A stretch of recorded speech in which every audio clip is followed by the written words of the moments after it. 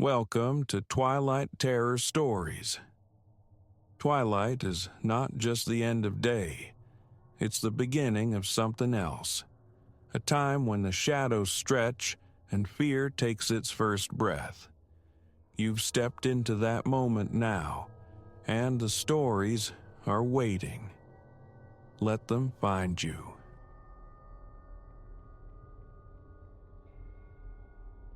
The desert air, thick as furnace breath, warped the horizon until it resolved into a silhouette, and a cold fist clenched around my pulse.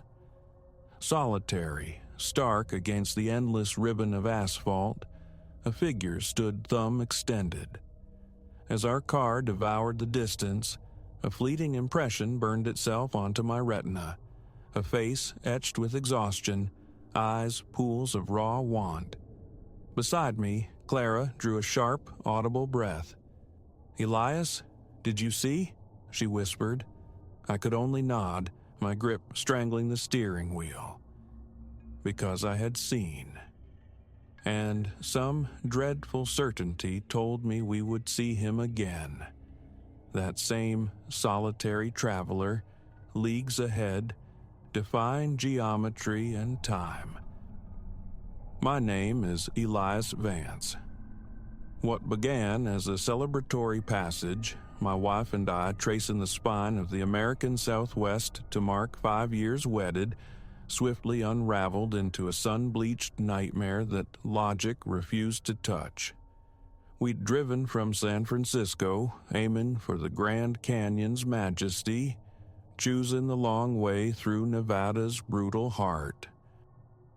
Days prior had unfolded in a haze of shared laughter. Melodies croaked along with crackling radio tunes, the easy rhythm of lovers content in motion. We watched landscapes bleed from coastal green to ochre desolation. But crossing into Nevada's vast emptiness, the atmosphere curdled. The air grew thick as felt. The silence pressed inward, immense and watchful. Even the radio succumbed, surrendering song after song to a tide of hissing static, impervious to my frustrated dial twisting. Our first encounter with the hitchhiker occurred perhaps an hour into that arid expanse. He simply was, coalesced from the shimmering ether beside the road. A lone man, arm crooked in supplication, his gaze obscured by impenetrable sunglasses. Hurtling past at 70 miles per hour, I registered only fragments. Sun-scalded skin, clothes like shed skin clinging to a gaunt frame, a backpack slumped like a weary burden. "Should we?" Clara began, twisting, her gaze snagged by the receding figure. I shook my head, the practiced response automatic. "Never, Clara. Not out here. You know the desolate road rules." She subsided, though a shadow lingered in her eyes. He looked so stranded. It's merciless terrain. I offered hollow assurances. Someone else would surely stop, and pressed onward, the accelerator a little heavier underfoot. Yet a disquiet, cold and smooth as river stone, settled deep within me. 20 minutes evaporated into the heat shimmer. Then we saw him again. Identical posture, same tattered attire, the exact same air of desolate appeal. But it was fallacy made manifest. Our velocity had been constant, unwavering. No vehicle had overtaken us. He could not be ahead. "Elias," Clara's voice was a frayed thread, "is that—" "Impossible," I countered, the word tasting like ash in my mouth because my own eyes screamed liar. It was him. Against all reason, it was the same man. We swept past once more. This time, his face came into sharper focus. The hollowed cheek seemed carved from bone, and his eyes, glimpsed even through the dark lenses, felt wrong, like burnt holes punched into the fabric of reality. We drove wrapped in a brittle silence, minds scrabbling for purchase on the cliff face of the impossible. A twin? Heat-stroke hallucinations conjured by the relentless sun and the highway's hypnotic drone? But the shared glance between us acknowledged the deeper truth. Something fundamental had fractured. The third time, perhaps 15 minutes later, Clara screamed. Because he wasn't roadside, he was road-centered, an obsidian statue planted square in our trajectory. I slammed the brakes, rubber shrieking protest as we fishtailed, halted mere feet from the unmoving form. My heart hammered a frantic rhythm against my ribs. Clara's knuckles were stark white against the dashboard's dark curve. The hitchhiker remained utterly still, his unseen gaze locked onto us. With agonizing slowness, he lifted a hand, index finger extended, pointing directly at our windshield. "God, Elias," Clara whimpered, voice thin with terror. "What do we do?" The question echoed my own frantic internal debate. Primal instinct shrieked, reverse, flee, disappear. Yet a morbid, magnetic curiosity held me fast. I felt compelled to understand this violation of natural law. Hesitantly, I lowered my window. A blast of superheated air rushed in, carrying on its current a stench I could only name as decay. The smell of something long dead, mummifying beneath the relentless sun. "What is it you want?" My voice sounded alien, thin and reedy against the vast, uncaring silence. His mouth moved. The sound that issued forth wasn't language. It was the crackle of void static, interspersed with dry clicks and whirs that raised the hairs along my neck and arms. And then, abruptly, he wasn't there. Not fled, not faded, simply erased from existence. Present one moment, utterly absent the next. Clara and I stared at each other, faces pale, bodies trembling. Did that just happen? Her question was barely a whisper. I nodded, words failing me. My thoughts spun, desperately seeking a rational framework for the irrational. There was none. With hands that shook, I shifted the car into drive, easing forward. We drove on, entombed in silence, each adrift in the wreckage of our disbelief, flinching at every dancing heat mirage, every roadside shadow. As the sun bled orange and bruised purple across the western sky, a small diner materialized ahead, its neon sign a lonely beacon. By unspoken accord, I swerved into the gravel lot. We needed sanctuary, however temporary, a moment to breathe, to ground ourselves in the mundane ritual of coffee and pie. The diner hummed with near emptiness. 2 truckers hunched over the counter, an old man nursing something in a booth by the window. We slid into worn vinyl seats. A waitress, name tag proclaiming Martha, approached, pen hovering. "Evening, folks. What'll it be?" We ordered coffee, pie. As Martha turned away, the question tumbled out of me, unbidden. "Excuse me, have you ever heard strange stories about this particular stretch of highway?" Martha paused, her brow furrowing as she looked back. "Strange how?" I floundered, unsure how to phrase the madness. "Like things that shouldn't happen, people seeing apparitions. A flicker of something crossed her face. Concern, yes, but beneath it, a weary knowing. She cast a quick glance around the quiet room, then leaned closer, her voice dropping to a conspiratorial whisper. "You saw him, didn't you? The traveler?" Clara gasped beside me. A chill traced its way down my spine. "You know about him?" Martha nodded, her expression grave.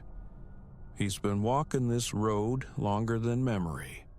Some whisper he's the shade of a soul who perished out here, forever seeking passage. Others reckon he's something different." She straightened abruptly, her professional mask sliding back into place. "Just local folklore, mind you. Tall tales. Desert gets in your head, plays tricks on eyes." With a brisk nod, she retreated toward the kitchen. We sat stunned, Martha's words hanging in the air like dust motes. "Elias," Clara finally said, her voice trembling. "I want to go home. Forget the canyon. Let's just get out of Nevada." I reached across the table, my hand covering hers. "Okay. First light. We find a motel nearby, sleep, and head west at dawn." Even as I spoke, doubt gnawed at me. Would escape be permitted? Would he allow it? We consumed our pie mechanically, lost in separate anxieties. While settling the bill, I noticed the old man by the window observing us, his gaze unnervingly steady.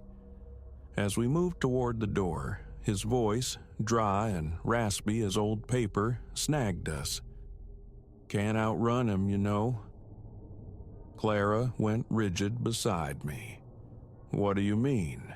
I asked, though a part of me screamed against knowing more. The old man's rheumy eyes fixed on mine. "He ain't seeking a ride, son. He's seeking relief, a replacement. Someone to inherit his watch on this godforsaken asphalt so he can finally pass on." Ice water flooded my veins. How could you possibly know that? A faint, melancholy smile touched his weathered lips. "Because I've been running 40 years, since the night I drove right on past him, thinking myself prudent for spurning a hitchhiker." He turned his gaze back to the window, scanning the deepening twilight outside. "You can't escape," he murmured, almost to himself. "No matter the miles, no matter the speed. He's always ahead, waiting, until you surrender, or find another soul to take your place." Clara's fingers dug into my arm, her eyes wide with primal fear. "Elias, please, let's go, now." I nodded, numbly guiding her out into the cooling desert night. As we hurried to the car, the old man's pronouncement echoed in the hollow spaces of my mind. "Can't outrun him." We drove into the darkness, engine straining, speedometer needle quivering past legal limits. Every shadow that leapt onto the road made us jump, but speed offered no solace, distance no sanctuary. The conviction that we were pursued, paced by something patient and relentless, grew with every mile marker flashing past. Each time I risked a glance in the rearview mirror, I braced myself to see him there, a gaunt figure occupying the back seat, offering a skeletal grin, ready to claim his due. The desert night stretched before us, infinite and menacing, and I knew with chilling certainty that our journey was terrifyingly far from concluded. The hitchhiker was out there, waiting, and sooner or later, another encounter was inevitable.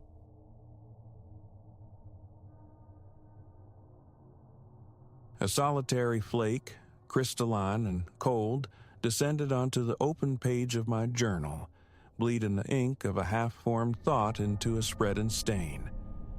My gaze lifted to the bruised twilight sky, a furrow digging itself between my brows.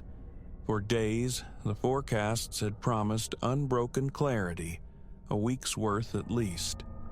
Now, snow fell with gathering insistence, veiling the pine-choked valley sprawling beneath my rented perch, and a tremor traced my spine wholly unrelated to the plummeting air.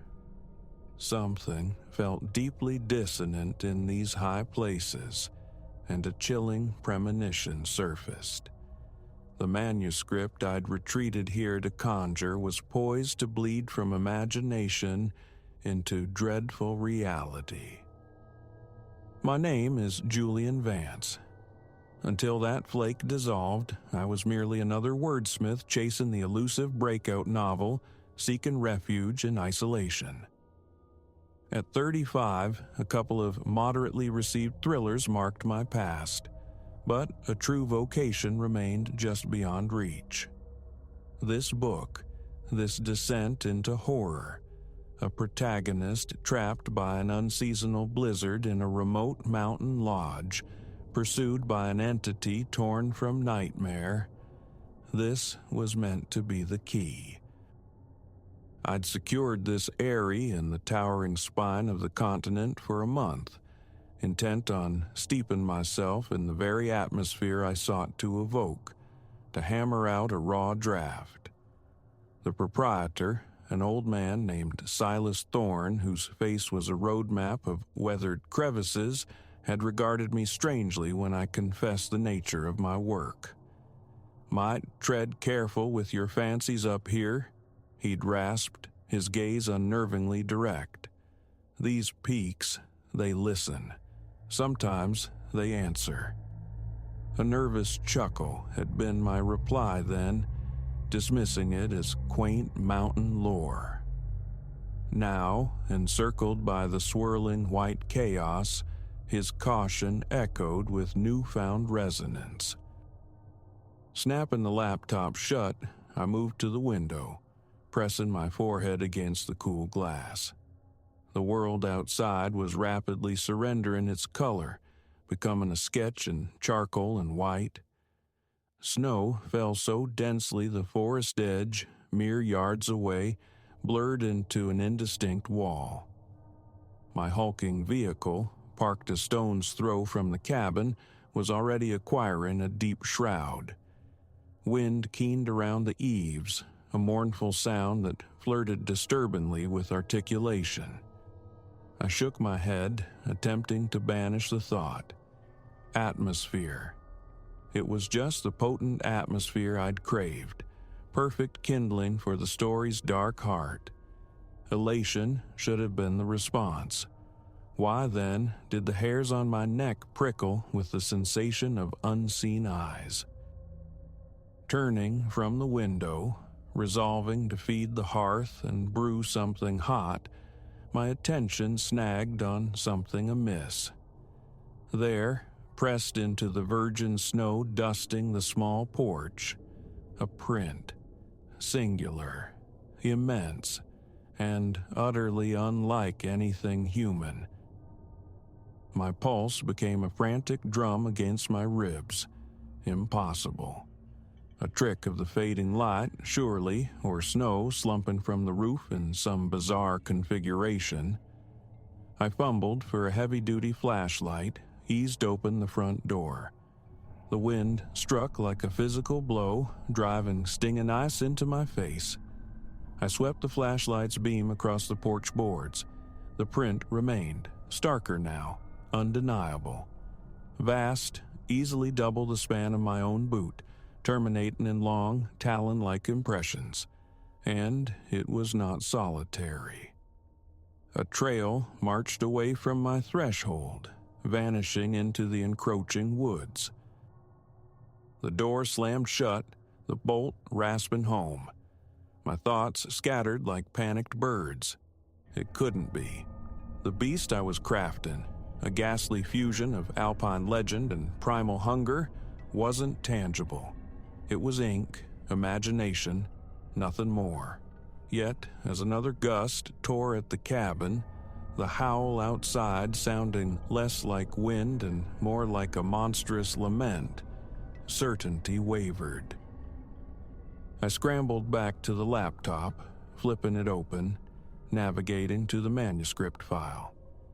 My eyes devoured the lines typed only hours before.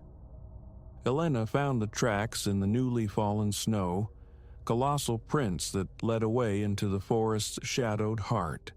As dusk bled into night and the tempest grew, she knew her mountain sanctuary was no longer hers alone. I slammed the lid down again, my hands trembling violently.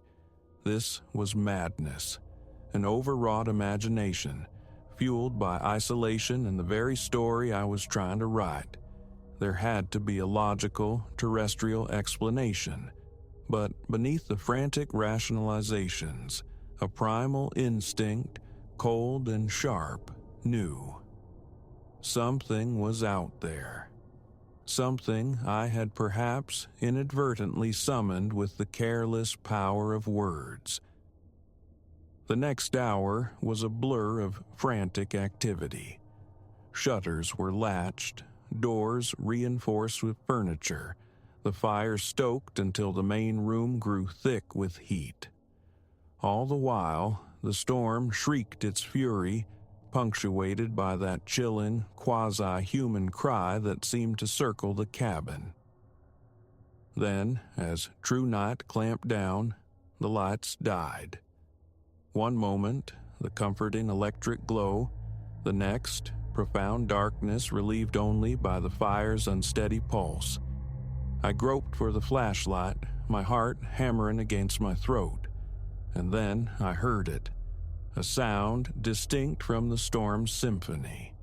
A heavy, deliberate tread on the porch steps, followed by a low, guttural growl that seemed to resonate through the cabin's very timbers. It had arrived. I retreated from the door, mind racing. What had I written? What vulnerabilities had I woven into this fictional nightmare? My protagonist, Elena, had discovered the creature balked at running water. Useless knowledge now, with only a suddenly inadequate door between me and it. A hulking silhouette blotted the nearest window, eclipsing the faint moonglow reflected off the snow.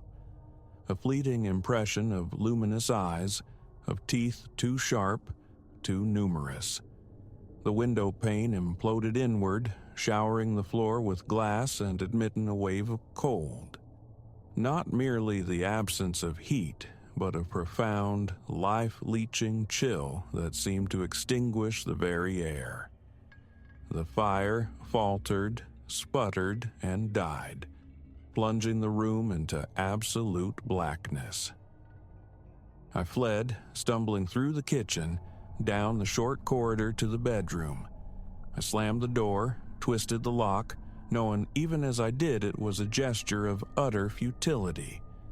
This entity, this figment made flesh, would not be deterred by mere wood.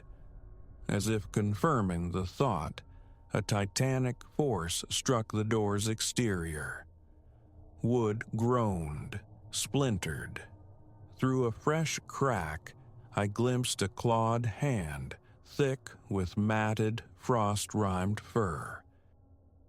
In that instant, facing annihilation, the writer's instinct surged. If my words had breathed life into this horror, could they not also unmake it? A desperate, illogical gamble, yet the only one left. My laptop lay on the bedside table. I snatched it, flipped it open. The battery indicator glowed ominously, less than 10%. It would have to suffice. As the creature renewed its assault, the door bowing inward, I began to type. Fingers flew, a frantic torrent of words spilling onto the screen. But the beast was only fear given form, a psychic echo amplified by the mountain's strange resonance. As Julian confronted it, truly saw it for the mental construct it was, he grasped the power inherent in his own mind. The power to create and to dissolve. The door shattered, exploding inward in a shower of wooden shards. I looked up, my gaze locking with the creature's. It was precise to my darkest imaginings. Immense, shaggy, its face a horrifying chimera of human and beast. Its maw gaped, revealing rows of dagger teeth, and it unleashed a deafening roar. But as it lunged, its form flickered, wavering like heat haze. I typed on, pouring every shred of conviction, every spark of will into the flowing sentences. The creature's substance seemed to unravel, its edges blurring, thinning like mist touched by dawn. Its triumphant bellow twisted into a shriek of confusion, then fear. Within moments, it dissipated entirely, leaving only a swirl of frigid air and the lingering scent of snow-laden pine. I stared up from the glowing screen. The room stood empty. The ruined door hung precariously, framing a view of swirling snow. But of the monstrous presence, nothing remained. Had it been delusion? A waking nightmare born of stress and solitude? Then my eyes fell upon them. Huge, melting impressions staining the wooden floorboards near the threshold. It had been real, terribly real, and I had vanquished it with nothing more than narrative. As the adrenaline tide receded, leaving me trembling and utterly spent, laughter bubbled up, ragged, bordering on hysterical, yet undeniably genuine. Because I knew, with bone-deep certainty, I had just survived the most astounding story imaginable. With the first tentative light of dawn, the storm began to relent. Standing on the ravaged porch, watching the sun ignite the snow-draped peaks, I felt a profound mingling of awe and terror at the raw potency of imagination, of language itself. The ancient mountains surrounding me seemed to hum with latent secrets, with narratives waiting to be unearthed. I knew then I would remain, not just for the contracted month, but indefinitely. There were other stories held captive here, other truths demanding voice, and I was now, somehow, their designated scribe. As I turned back towards the cabin's dubious shelter, the familiar rumble of Silas Thorne's truck approached on the freshly covered track. He climbed out, his gaze taking in the shattered window, the splintered door, before settling on me. "Looks like you weathered a rough one," he observed, his tone gruff but edged with something akin to understanding. I could only nod, words failing me. Silas studied me for a long moment, a deep sigh escaping his chest. "Right then," he said, gesturing towards the truck. "Let's fetch you some breakfast. And after, if you've the stomach for it, I've got tales to share. Tales of these mountains and the echoes they hold." Following him towards the warmth of the truck cab, my laptop clutched tight like a shield. I understood my existence had irrevocably shifted. The boundary between the invented and the actual had dissolved, leaving me poised on a terrifying, exhilarating precipice. For now I comprehended the truth. Stories possess tangible force, words wield undeniable power, and my education in their true use had only just begun.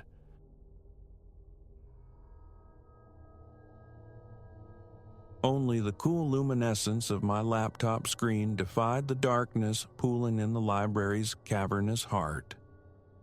Midnight had chimed, each tick of the grand clock a leaden drop into the profound, sepulchral quiet.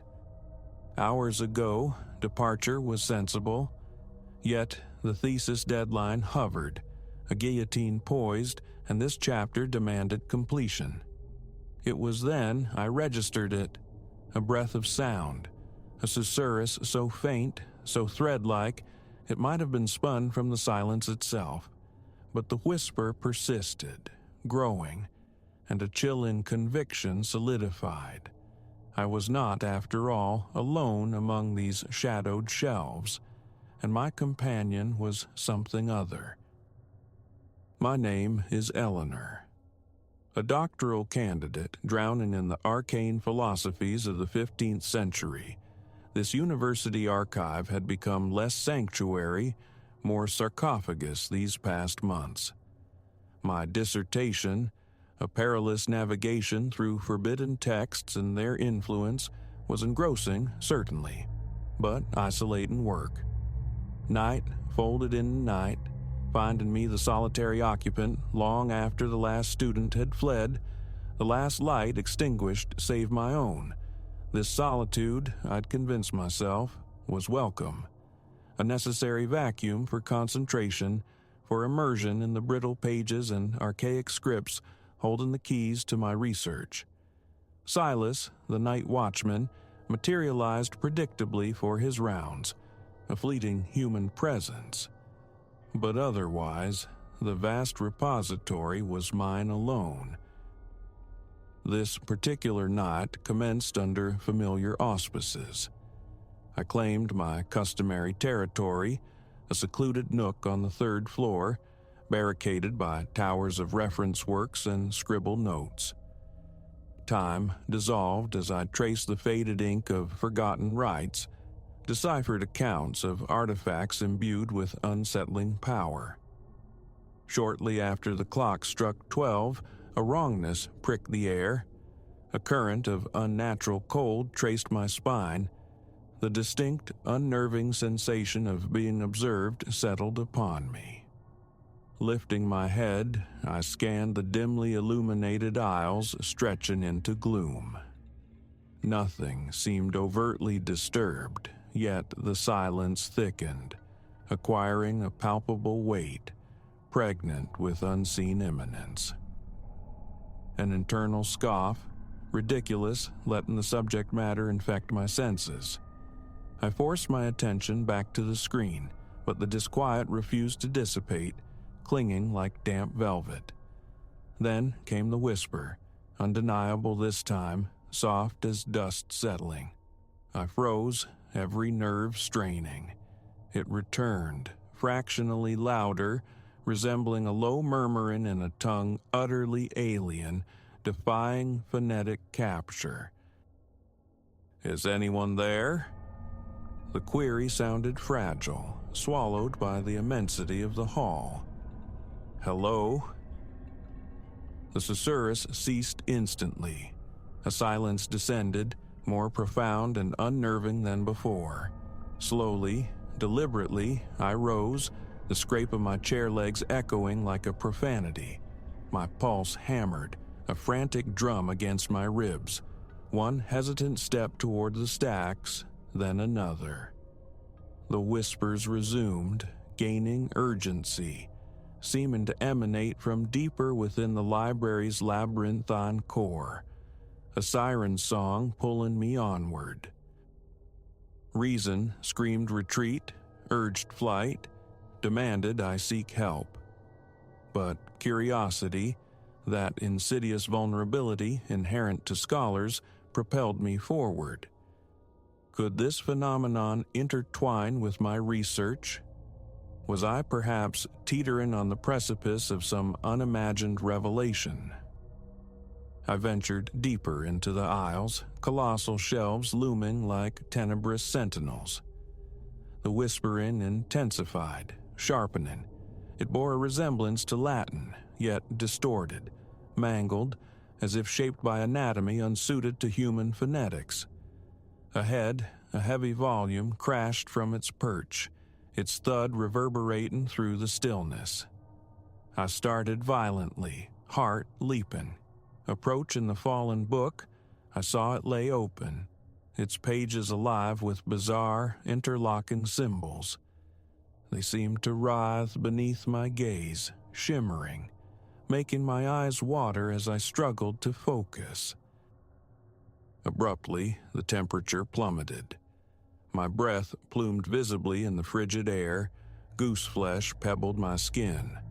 The whispering was no longer localized but omnipresent, swirling around me, a cacophony of inhuman voices inducing a vertiginous spin. I turned to flee, but the architecture of the stacks had undergone a terrifying metamorphosis. Where clear passages had existed moments before, now stretched twisting, illogical corridors that seemed to ripple and reconfigure as I watched. I was ensnared within a shifting maze constructed of paper and dread. Panic seized me, raw and primal. I ran, stumbling down random aisles, desperate for the anchor of my study carrel, my laptop, any shred of the familiar. Each turn, however, only drew me deeper into the bewildering labyrinth. The voices escalated, their insistence growing, their alien syntax brushing against the threshold of comprehension. A treacherous part of me yearned to halt, to absorb the forbidden knowledge they seemed to offer. But a stronger instinct, the one clinging fiercely to sanity, kept my legs churning. Rounding a corner blindly, I collided with a solid form. A choked scream escaped me as I scrambled backward, bracing for the monstrous revelation. Instead, it was Silas, the night watchman, his face a mask of surprise mirroring my own terror. "Eleanor, what in God's name are you doing back here?" Concern warred with bewilderment in his tone. Words tumbled out, a panicked, incoherent torrent. I stammered about the whispers, the fluid pathways, the book whose script wouldn't stay still. Yet, even as I spoke, the sheer lunacy of my account struck me. Silas regarded me with a blend of solicitousness and patent disbelief. "Eleanor, listen, you've been burning the candle at both ends. There's nobody else here. I just finished my sweep. Come on now, let's get you back to your things. It's past time you called it a night." I wanted to protest, to impress upon him the reality of the peril. But as he guided me back through the stacks, normalcy had inexplicably reasserted itself. The aisles were straight, the passages unobstructed. The books rested inert upon their shelves. No trace remained of the chthonic presence I'd felt moments before. We reached my study area, everything placid, exactly as I'd abandoned it. My laptop emitted its low hum, flanked by stacks of blessedly inanimate texts. Relief washed over me, potent and swift, followed by a flush of profound embarrassment. Had it truly all been imagined? Silas laid a steadying hand on my shoulder. "Pack up your gear, Eleanor. I'll wait, walk you out." I nodded, too unnerved to object. While shutting down the laptop, my gaze snagged on the document I'd been immersed in.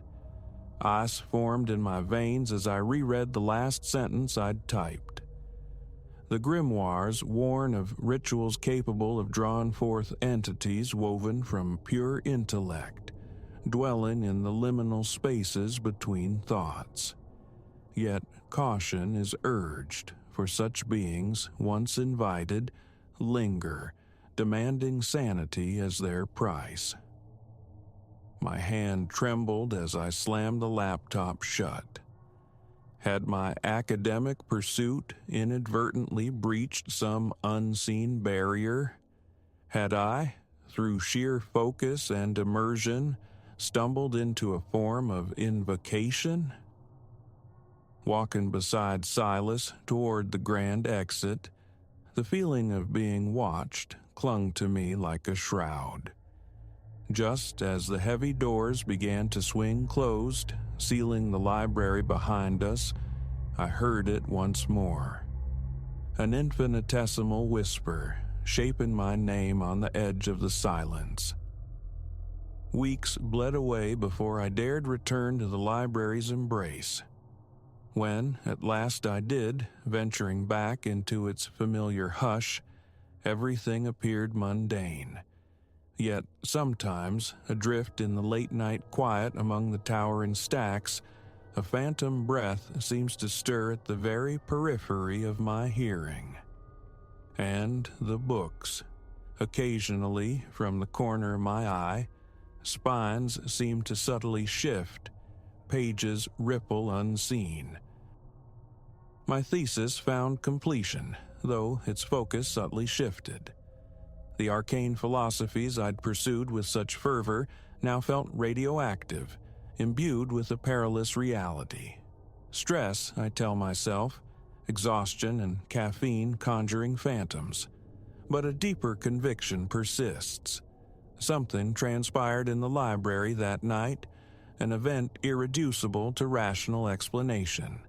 And sometimes sleep transports me back to that fluid, terrifying labyrinth of shelves, the whispers swelling, promising revelations beyond mortal ken if only I would cease running, if only I would listen. I awaken from these nocturnal journeys slick with cold dread, relieved by the solidity of my own bed. But always, in that fragile moment before sleep reclaims me, a faint, sibilant voice seems to coil from the darkness, whispering my name. I have learned the art of deafness, the necessity of forgetting. Yet a primal certainty remains. Something waits within those walls of knowledge, patient and observant, and it will call again. The terror lies in knowing that one day I might just answer.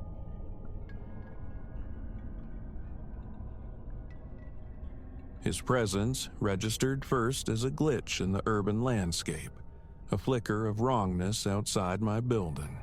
A coincidence, I assured myself, yet by the third sighting, the casual explanation frayed, revealing the stark, unsettling pattern beneath: observation. What remained opaque was the velocity with which this unwanted attention would warp my existence into a labyrinth of dread. It began under a bruised Tuesday sky. I remember the bone-deep weariness after a marathon shift, the sterile scent of the infirmary clinging to my scrubs. Alara, healer of others, craved only the oblivion of her worn sofa and the flickering inanity of televised lives. Approaching the familiar brick facade, my gaze snagged on him, a figure stationed across the avenue, indistinct build, shrouded in a dark coat, a baseball cap pulled low, rendering his face a zone of shadow. His stillness was absolute, unnatural, his focus seemingly drilled into the very mortar of my home. A cold prickle traced my spine, my pace involuntarily quickened, keys jangling a nervous rhythm against the sudden silence. A backward glance before slipping inside revealed only empty pavement. Exhaustion's phantoms, I reasoned, fueled by too many tales of shadowed alleys and unseen watchers. Wednesday brought him back. Same position, same unnerving quiescence, same unwavering regard. This time, the imagined weight of his stare felt physical, a pressure between my shoulder blades as I scrambled through the lobby door, nearly sacrificing my keys to the unforgiving tile. By Friday, my nerves were ragged threads. Each day, the ritual repeated, his vigil, my hurried retreat. I tried altering my commute, slipping out of the hospital at unpredictable hours, weaving through unfamiliar streets. Futile. He materialized, constant as a grim landmark, waiting. The urge to involve the authorities warred with the lack of substance. A man, standing, on a public thoroughfare. My intuition screamed violation, yet offered no tangible proof, only a corrosive fear expanding within me like a dark tide. Saturday arrived, heavy with unspoken menace.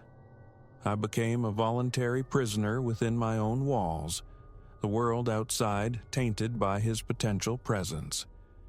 As twilight bled purple and orange across the cityscape, I risked a peek through the blinds, braced for the familiar sentinel. The street lay vacant. Relief, potent and unexpected, washed through me. Perhaps the fixation had run its course. Perhaps he was gone. Then the sound. A delicate tattoo against my apartment door. My pulse leaped, a frantic bird against my ribs. Solitude was my norm. Visitors, an anomaly. Barefoot, silent on the polished floorboards, I crept towards the entrance. The peephole framed nothing but the vacant, dimly lit hallway. I held my breath, listening. Another knock, firmer this time, resonating through the wood. I recoiled, hand instinctively clamping over my mouth, stifling a nascent cry. He was there, positioned just beyond the lens's limited scope. Identify yourself, I managed, the tremor in my voice a betraying vulnerability. A beat of silence, then muffled, undeniably male, delivery. My thoughts scattered like startled birds. No orders placed. The hour impossibly late for couriers. Every nerve ending shrieked danger. Do not open. Leave it outside, I instructed, striving for a command I didn't feel. I'll retrieve it later. Requires a signature, the voice insisted, flat, persistent. Retreating from the door, the frantic thumping in my chest echoing in my ears, I fumbled for my mobile. This was utterly wrong. Alien. My fingers, slick with sudden sweat, stabbed at the emergency number. As the phone reached my ear, a sound sliced through the tension, chilling me to the marrow.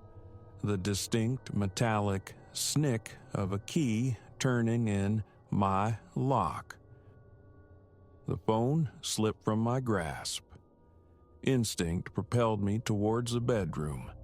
I slammed the door, the sound cannonading in the small space, and jammed a heavy armchair beneath the knob. Footsteps, slow and measured, crossed the threshold of my sanctuary. Little mouse, a voice crooned, a sickeningly playful timbre coating the words. Hiding's over. My eyes darted around the room, desperate for a weapon, anything. The lamp on the nightstand. With trembling hands, I yanked the plug, hefting its ceramic base. It felt inadequate, absurdly domestic against the encroaching terror. The footsteps halted directly outside. The doorknob twisted, rattled. Just come out, he urged, a chilling certainty in his tone. We both know this path. Frozen, lamp raised like a desperate talisman, I waited. The door shuddered under a heavy impact.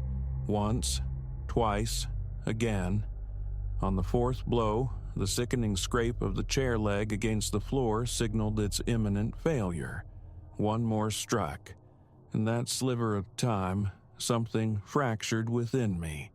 Not surrender, but a fierce, primal refusal. I would not be cornered prey. Not here. Not like this. The door splintered inwards.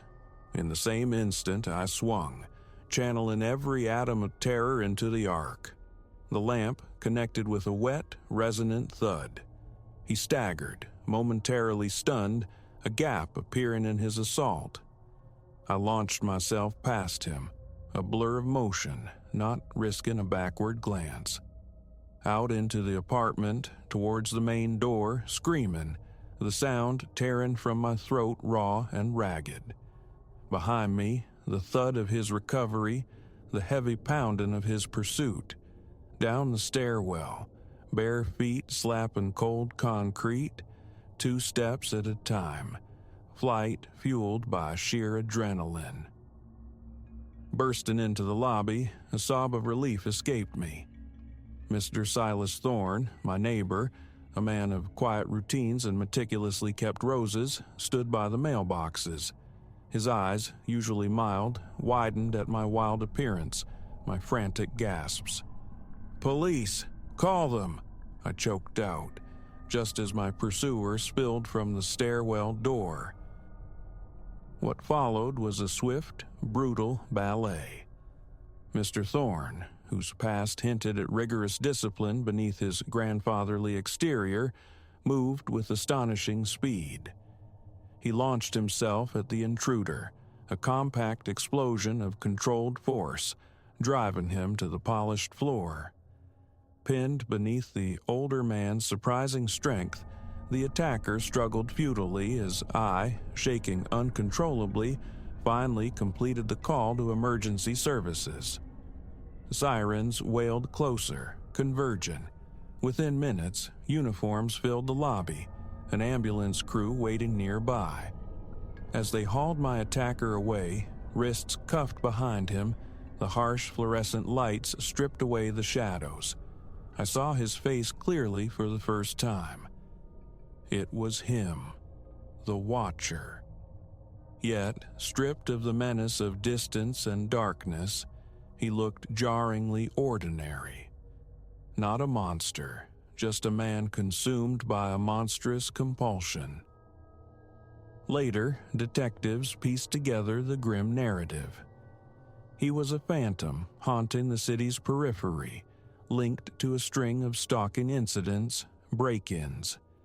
His apartment yielded meticulous notes documenting my patterns, my life reduced to observable data, alongside chilling keepsakes from others who hadn't been as fortunate.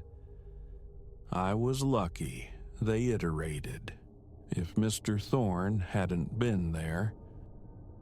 That night, my apartment remained empty. Many nights followed suit. I sought refuge with a friend, starting at sudden noises, seeing threats coalesce in every shifting shadow. Therapy became a necessary anchor, slowly calming the storm-tossed waters of my psyche, silencing the nightmares. Eventually, distance became imperative. A new city, a new beginning, a different skyline outside my window. My new home bristled with advanced security. My body learned the sharp angles of self-defense. Gradually, the feeling of safety began to tentatively reroot itself.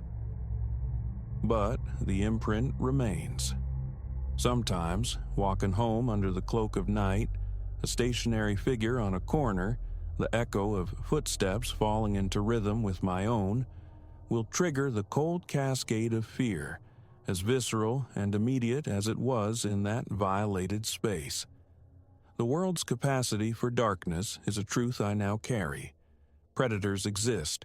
Vulnerability can be perceived as invitation. Yet, alongside that knowledge resides another certainty, my own improbable strength. I endured, I resisted. And should the universe ever test me so severely again, I will be formidable.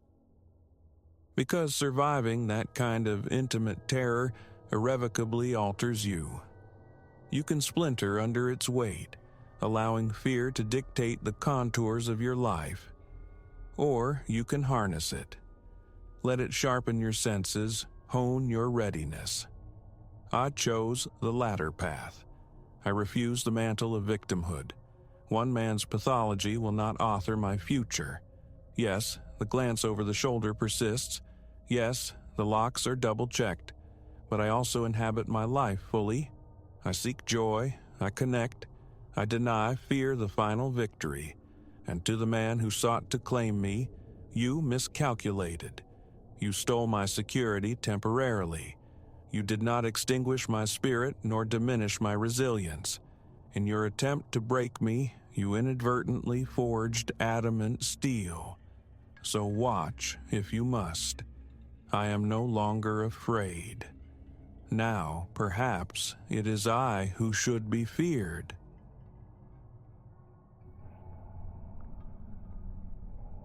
It's been 3 weeks since this modest parcel of flat land, backed by a clutch of trees and flanked by a sparse orchard, became my domain. The house itself, unassuming, presented only 2 obvious flaws: antiquated wiring and a basement whose low ceiling promised constant vigilance. Nerves aren't typically my affliction, and solitude suits me. Yet an indefinable disquiet settled over me from the moment I arrived. What follows is an unadorned account, stripped of theatrics, just the sequence of events as they unfolded before me. On the day the keys changed hands, my pickup idled near the porch while I wrestled the first few boxes inside. Much of the furniture remained, relics left by the previous owner, a man ostensibly downsizing, unwilling to haul away his past. I conducted a cursory tour, flipping switches, testing windows. The house felt mundane, perhaps imbued with a fine patina of dust. Nothing at that juncture felt amiss. Opening the basement door, however, released an exhalation of damp earth and stagnant air. Wooden steps groaned beneath my boots. Standing near 6 feet, I found the overhead clearance wanting. A stoop was necessary to avoid the floor joists grazing my scalp. Claustrophobia pressed in, amplified by the feeble glow of a solitary bulb suspended centrally. My gaze swept the cramped space, landing on wooden racks, remnants, the old man had said, of a home winemaking hobby. Empty bottles lay scattered like fallen soldiers. The oppressive closeness urged me back towards fresh air. My initial visit was brief. The ensuing days were a blur of settling in, clothes finding closets, kitchen cabinets absorbing provisions, tools claiming a corner.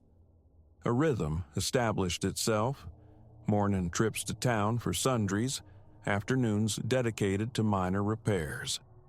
By the first week's close, I'd tackled loose roof shingles and cleared choked gutters.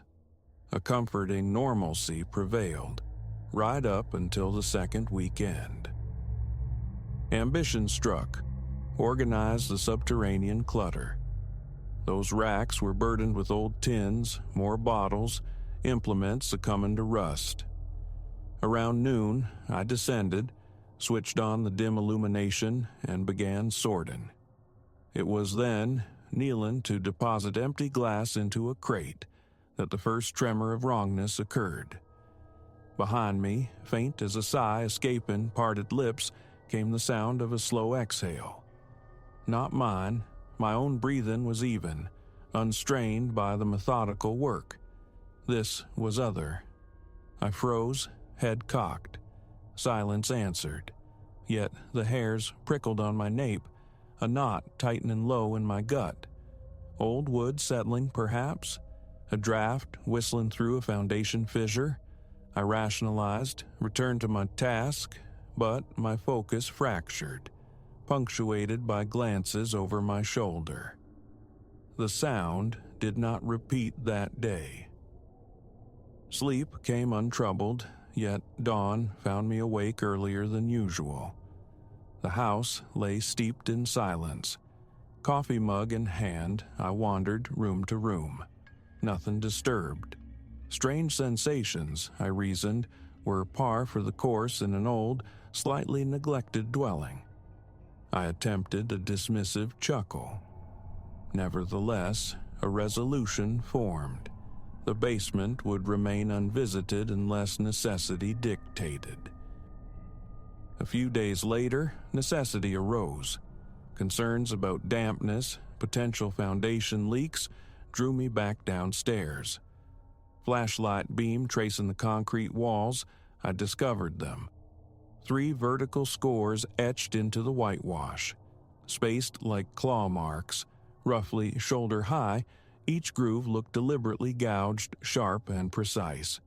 Not random scuffs, these possessed intent.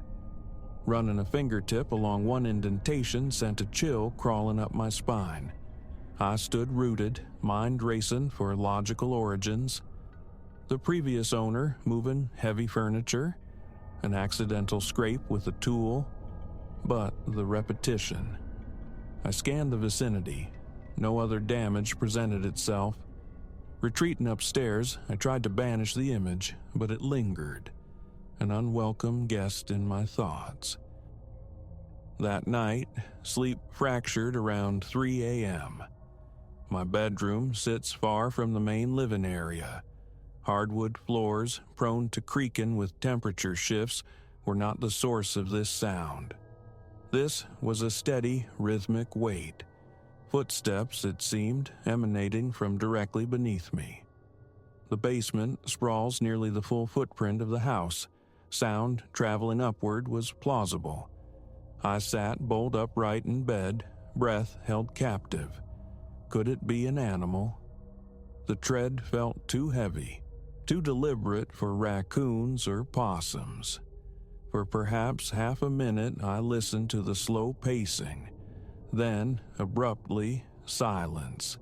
My heart hammered against my ribs. A clammy dampness slicked my palms. Slipping from bed, I pulled on trousers, snatched a flashlight. Darkness cloaked the house. Down the hall, I illuminated the kitchen. All appeared undisturbed. I approached the basement door. Closed, yes, but the padlock, the one I always secured, hung open on the hasp. A cold fist clenched inside my chest. I distinctly recalled locking it the previous evening. Leaving the basement unsecured wasn't my habit. Lifting the padlock, I examined it. Pristine. No scratches, no indication of force. Simply unlocked. Flashlight beam cut in the dark, I eased the door open. Below, the single bulb remained unlit. Stillness reigned. From the top step, I played the light across the subterranean space. Nothing stirred. My hand trembled slightly. Hello? My voice, thin and shaky, echoed unanswered. I flipped the wall switch. The bulb flickered to life, casting its weak circle of light. The basement appeared unchanged, empty. Taking a few tentative steps down, I scanned the shadowed corners. Vacant. Feeling foolish, standing there in a t-shirt, flashlight gripped taut, I retreated, refastened the padlock, double-checking the shackle clicked home. The urge to investigate further had evaporated. Sleep, when it finally reclaimed me, was fitful, punctuated by periods of tense listening. Silence persisted, but the unease remained until morning light. The following day saw me in town purchasing a new padlock, a heavy-duty model recommended by the hardware store proprietor as bolt cutter resistant. I offered no explanation for the upgrade, just paid, also acquiring a sturdier hasp. Installation occupied the afternoon. Testing the door confirmed its solidity. No give, no rattle. A fragile sense of security returned. I resolved to ignore the anomalies, immerse myself in routine. 2 days passed in relative peace. Then, one evening, dinner finished, I settled in the living room, television murmuring. Around 9, a distinct bump emanated from the kitchen's direction, a single hollow knock. Pausing the show, I walked into the kitchen. The sound had originated near the basement door. The new padlock gleamed, securely fastened. I stood motionless, listening. A wave of apprehension washed over me, cold and unwelcome. Another dull thump resonated, followed by silence. Pressing my ear to the wood yielded nothing further. Pipes, I told myself, settling timbers. After a long minute, I returned to the living room, nudged the TV volume higher, and fought the gnawing sensation in my gut. Later, heading for bed, I performed my ritual check. The basement door remained secure. That night, deviating from habit, I locked my bedroom door, an extra barrier against the unknown. Sleep claimed me, but around 2 a.m. I jolted awake. The refrigerator's low hum was the only sound disturbing the profound quiet. I waited, straining to hear footsteps. None came. 10 minutes later, I drifted back into slumber. Morning arrived bright with birdsong. A sense of normalcy returned with the coffee, the sunlight slanting through the windows. Walking to the basement door, I saw the padlock still firmly closed. Yet, a compulsion to verify drove me. Key in hand, I unlocked the sturdy mechanism, pushed the door inward. My footfall on the top stair seemed unnaturally loud in the space below. Reaching the bottom, I stood immobile, surveying the area. Racks undisturbed. Old bottles clustered in their corner. Then, on the wall opposite the claw-like scratches, something new registered. A faint discoloration. It resembled a handprint, smudged, as though dusty or ashen fingers had pressed against the whitewash. Moving closer, I tentatively placed my own hand over it. The size was comparable, perhaps slightly narrower. The print felt dry, powdery. My stomach lurched. I hadn't ventured to this side of the basement in at least a week. A thorough search ensued, behind boxes, inside dilapidated cabinets. No footprints marred the dirt floor near the foundation. No sign indicated another presence. Had I simply overlooked this mark before, or was it freshly made? Decision made, I retrieved a damp rag from upstairs and scrubbed the wall until the ghostly imprint vanished. The scratches on the opposing wall remained unchanged. Locking the basement door once more, I sat in the kitchen nursing a second coffee, a fine tremor in my hands. The thought of seeking help surfaced. A neighbor, a friend, but my local connections were sparse.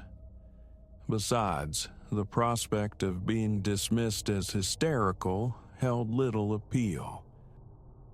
Days trickled by, marked by fewer overt disturbances.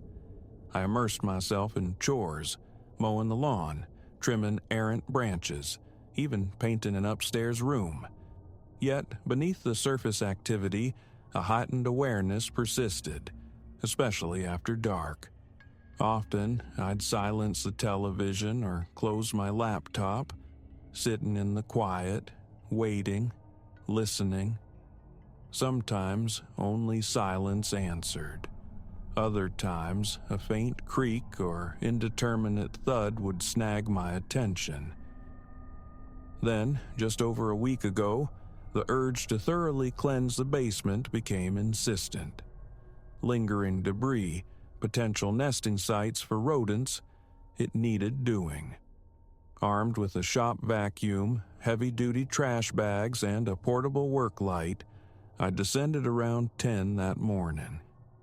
As I vacuumed cobwebs and swept years of accumulated grime, a pervasive sensation prickled my awareness. The feeling of being watched, of someone standing just beyond my peripheral vision, their breath stirring the air behind my neck. Glances over my shoulder revealed nothing but empty space. Tension knotted my shoulders, my scalp tingled. My heartbeat, though steady, felt amplified, the familiar thrum of perceived scrutiny. At one point, I switched off the vacuum, listening intently to the sound of my own respiration. "Is someone here?" I whispered into the stillness. Only silence responded. I fought for composure, reminding myself of the lack of hiding places in this cramped, exposed area. Finishing the task, I hauled the trash bags upstairs, closed the door, and secured the lock. The rest of the day unfolded under a pall of unease. Sleep found me around 11 that night. At approximately 4 a.m., I was wrenched awake by the now familiar cadence of footsteps from below. Louder this time, more distinct, slow, deliberate treads. Then, a soft thud, as if something gently bumped the basement door from the other side.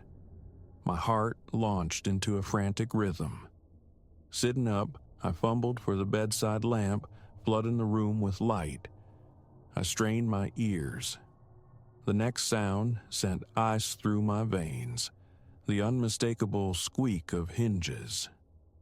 The basement door was opening.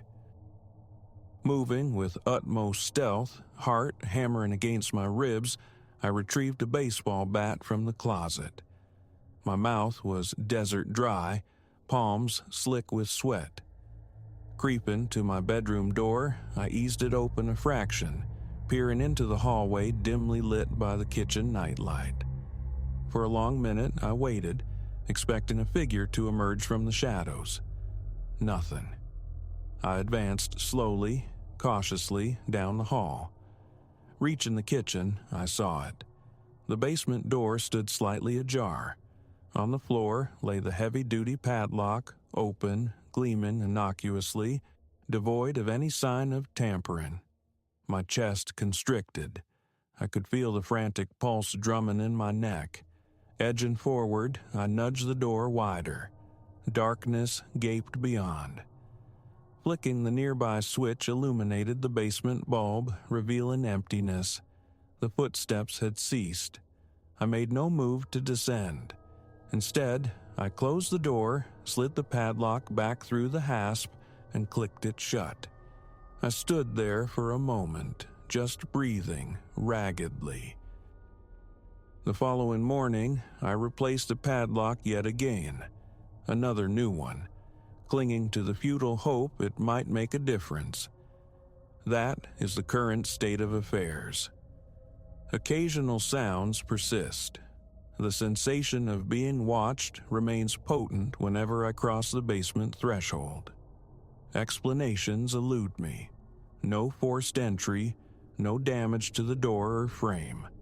Locks simply appear on the floor, sprung open, untouched. I possess no rational theory, only the chilling certainty that something resides down there, something resentful of confinement. Proof is absent, but the feeling is visceral, undeniable. I continue my efforts to live here, maintain the property, but the pretense of normalcy wears thin. The scratches, the handprint, the inexplicably opened locks, these are my realities now. The nocturnal footsteps are etched into my memory. No history of tragedy haunts this place, as far as I know, no children's games gone wrong, yet the disquiet is profound, pervasive. I cannot dispel the conviction that I am not the sole occupant of this house. That is the unvarnished truth. Each night, I lock the basement door, yet each morning, I brace myself to find it gaping open. I anticipate the return of those measured steps circling below, pacing, waiting. And I confess, I am uncertain if I possess the fortitude to confront whatever awaits down there again.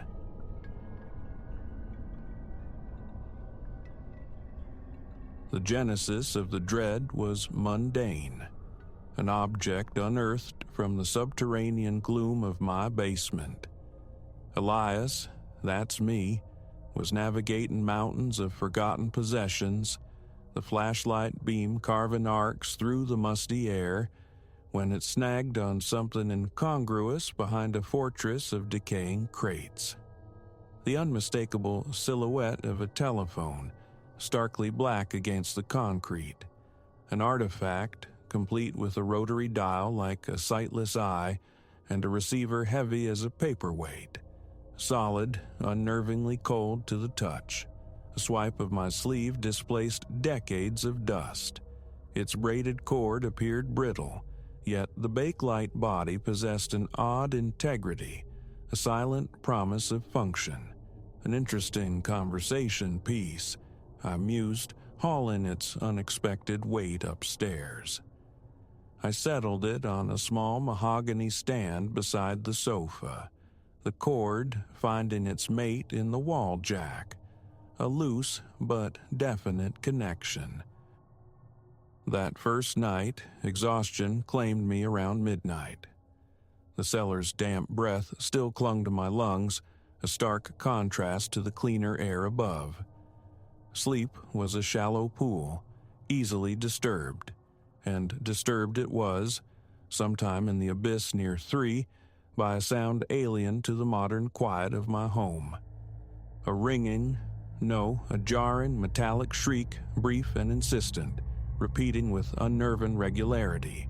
Eyes snapping open, I sat bolt upright in the darkness. The old phone. Silence pulsed from the hallway. My bedroom remained unlit. Bare feet met cool floorboards as I padded into the living room. I flicked the switch, bathing the room in sudden light, and approached the infernal machine. Lifting the receiver, I offered no greeting, merely held it to my ear, waiting, listening. A sound emerged from the void, breathing, slow, measured, and possibly steady. Not a gasp, not a sigh, just the intimate rhythm of respiration in and out, utterly devoid of context. My own voice, when I finally found it, was a dry rasp. "Hello?" Silence answered, save for that ceaseless breath. "Who is this?" I demanded, louder this time. Nothing. 15 seconds stretched into an eternity before I decisively returned the receiver to its cradle. The wall clock confirmed the hour, minutes past 3. The following day was an exercise in deliberate ignorance. Work provided a welcome distraction. Evening rituals, dinner, television, unfolded normally. I retired at a reasonable hour, leaving the antique phone undisturbed on its stand. Unplugging it felt like admitting defeat, and a perverse curiosity gnawed at me. Faulty wiring, crossed lines, explanations flickered, unconvincing. That night, punctual as doom, it rang again. Same time, same strident call. I answered. The breathing returned, identical in its unnerving cadence. "Hey," I projected, voice stronger now. "Who are you?" Vacancy. "Talk to me." Stillness, but for the breath. I slammed the handset down, my heart performing a frantic drum solo against my ribs. Lifting the receiver again, moments later, yielded only dead air. No dial tone, no hum, nothing. On the third night, sleep was out of the question. I became a vigilante, stationed in an armchair across the living room, lights extinguished. The phone sat there, a lumpen silhouette in the gloom. Ugly, really. The numbers on its dial were pale ghosts, worn smooth by countless fingers. Nothing seemed overtly sinister about its physical form. My own breathing hitched. I forced it steady. Around the appointed hour, the summons came. I snatched the receiver mid-ring. The breathing was there, familiar now, almost expected. But then, a shift. A low, sibilant susurrus bled through the respiration, indistinct yet undeniably vocal. Short, nonsensical phrases, hushed and hurried, like secrets muttered underwater. "What do you want?" I asked, the words tight in my throat. The whispering ceased instantly, replaced once more by the slow, rhythmic breath. I hung up, a cold constriction gripping my chest, my mouth papyrus dry. Sleep remained elusive. The urge to disconnect the thing became overwhelming. Rising from bed, I crossed to the phone, yanked the cord from the wall jack with satisfying finality. It slid out easily. I carried the inert object back down the cold basement stairs, depositing it in a far corner amidst the shadows and dust. Upstairs, I sought refuge in bed, managing a few hours of fractured rest before jolting awake near 5. Anxiety, sharp and cold, propelled me downstairs. A quick check confirmed the basement corner was empty. Panic flared. I conducted a frantic search, peering behind shelves, flinging open the storage room door. Nothing. It wasn't there. I must have moved it somewhere else, I reasoned, fighting rising hysteria. Back upstairs, a glance into the living room stopped my breath. It sat on the end table, silent, waiting, plugged in. The next night, inevitably, it rang. I'd left it connected, defeated by its inexplicable return. Control felt like a rapidly dissolving illusion. Lifting the handset, I was met again by the whispering susurrus. Gibberish, still disjointed words, fractured clauses, meaning utterly absent. I attempted to interrupt, my voice rising. "Stop calling me." "Who are you? Leave me alone." The whispers flowed on, unperturbed. But after I shouted, "Stop," a subtle change occurred on the line. A faint scuffling, perhaps, like feet on wooden floorboards. Then, distinctly, the sound of a door opening, then closing, somewhere distant yet connected. I held my breath, listening intently. Silence, save for the phantom echo of whispers. I hung up. Night after night, the ritual repeated. The phone, summoning me from sleep at unpredictable hours, always deep in the night. The response, always the same desolate landscape of sound, rhythmic breathing or the cascade of meaningless whispers.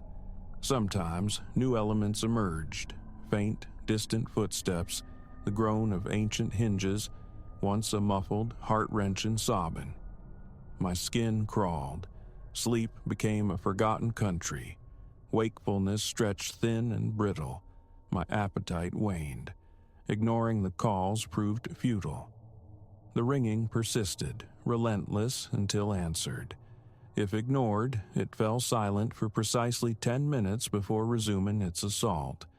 I timed it once, a prisoner marking days on a cell wall. Answering brought only the familiar breathing, the nonsensical susurrus.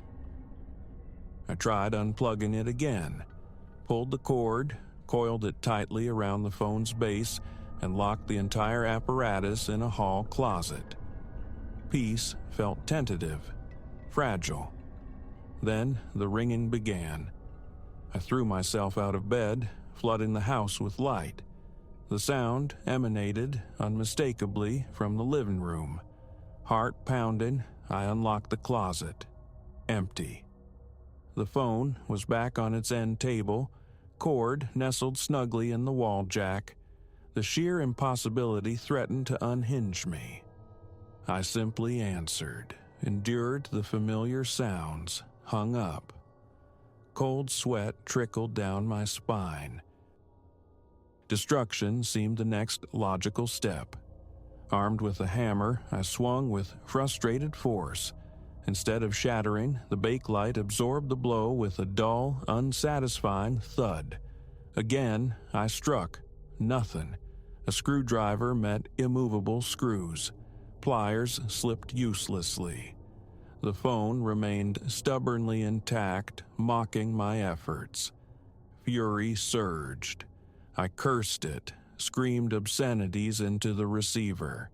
The only reply was the steady breath, the ceaseless whispers.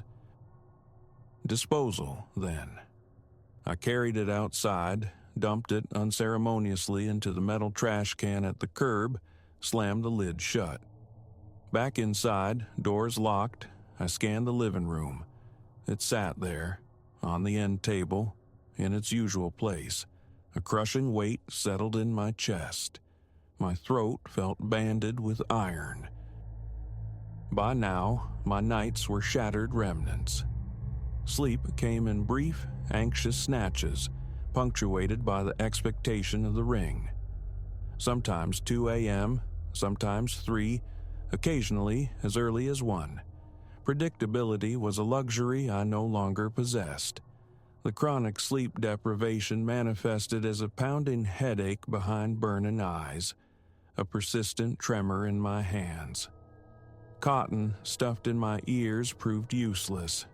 The ring pierced through. Blasting music via headphones offered no shield. I perceived the ringing beneath the loudest chords. Leaving the house at night was equally futile. Upon return, I'd find the phone ringing insistently. Could anyone else hear it? I tentatively asked my neighbor, Mr. Henderson, if he'd been disturbed by late-night ringing. A shake of his head, a look of mild concern. No, I didn't ask again. What was the point? One particularly brutal night, adrift in the desolate ocean near 4:00 a.m., ravaged by days of near-total sleep deprivation, I lifted the receiver with a desperate resolve to understand. I pressed the handset hard against my ear, straining to decipher the low, rapid, broken susurrus. Focusing with excruciating intensity, I hunted for a recognizable word, a coherent phrase.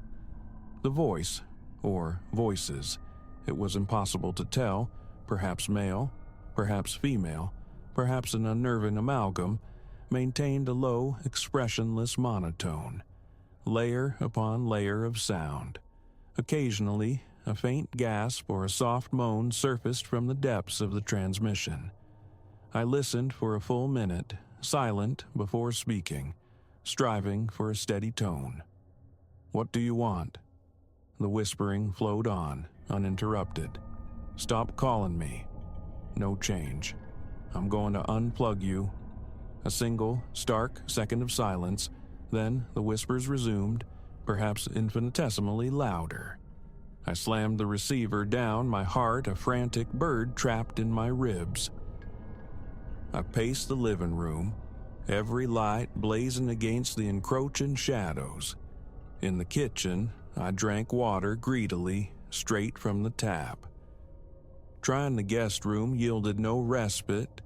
The phone's summons permeated the entire house, vibrating through the pillows crushed against my ears. Once, desperate, I fled to my car, drove several blocks, parked under the sickly orange glow of a streetlight, and reclined the seat. Minutes passed in tense silence, then a faint, muffled ringing, seemingly inside my own head. I ignored it, squeezed my eyes shut. It grew louder, undeniable. Starting the car, I drove aimlessly, the phantom ring pursuing me. Returning home, defeated, I found the phone silent on its table. Until later, when it began again. This time, the whispering felt closer, more distinct, and behind it, the chilling sounds of exploration. Footsteps moving through rooms, doors opening, closing. A glacial chill traced patterns on my arms. I hung up immediately. Relocating the phone within the house proved another futile exercise. Behind the bathroom toilet, it rang. I answered it there, shivering on the cold tile, the whispers unchanged. A dull thump echoed from the line, like something heavy dropped onto a distant table.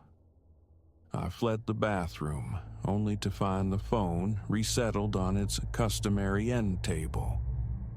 Removing the cord was a temporary, almost symbolic gesture. Reconnection was inevitable, achieved by unseen hands. I took to leaving all the lights burning through the night, a desperate attempt to banish the shadows to see everything.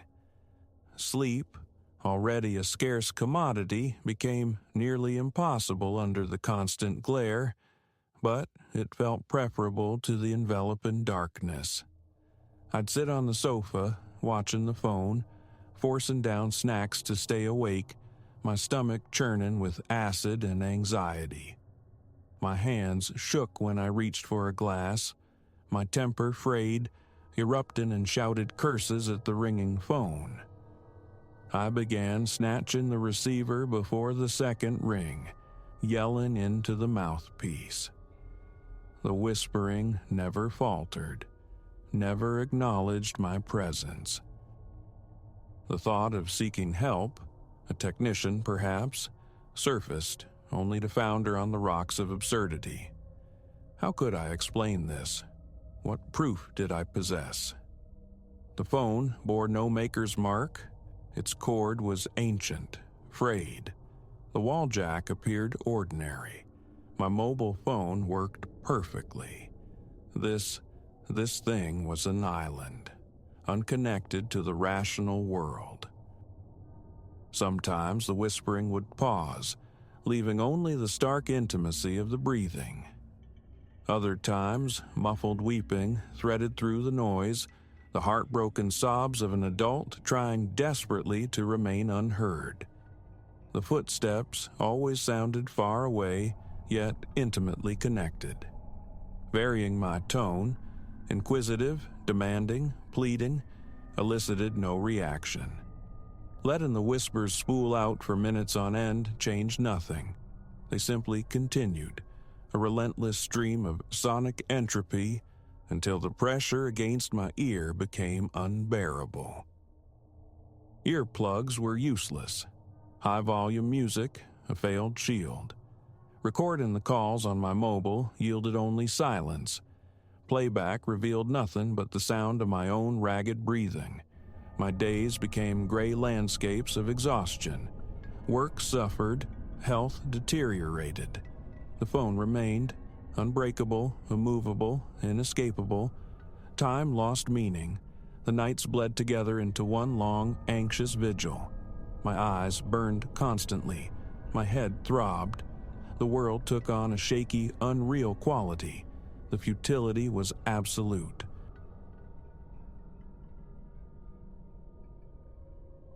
"6 months into my tenure at the Hemlock Arms Apartments, the peculiarities of my elderly neighbor, Ms. Alara Vance, began to crystallize.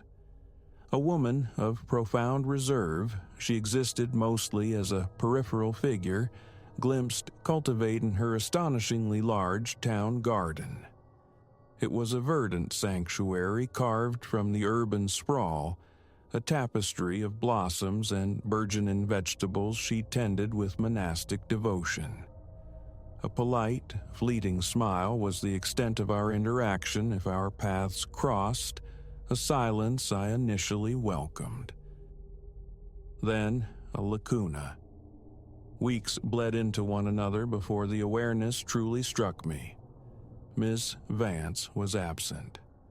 The precise moment of her departure eluded me, but the evidence mounted in her neglected plot. Flowers drooped like mourners, Vegetables sagged, succumbing to rot on the vine. A dereliction settled over the place. Perhaps a family visit, I reasoned initially, a temporary retreat. Yet the thought gnawed. Miss Vance was a constant, tethered to her garden, come deluge or drought. That earth was her anchor. Its current state felt like a betrayal. A few days slid by. I broached the subject with Marco, the fellow inhabiting the apartment across the corridor, usually amenable over a shared drink.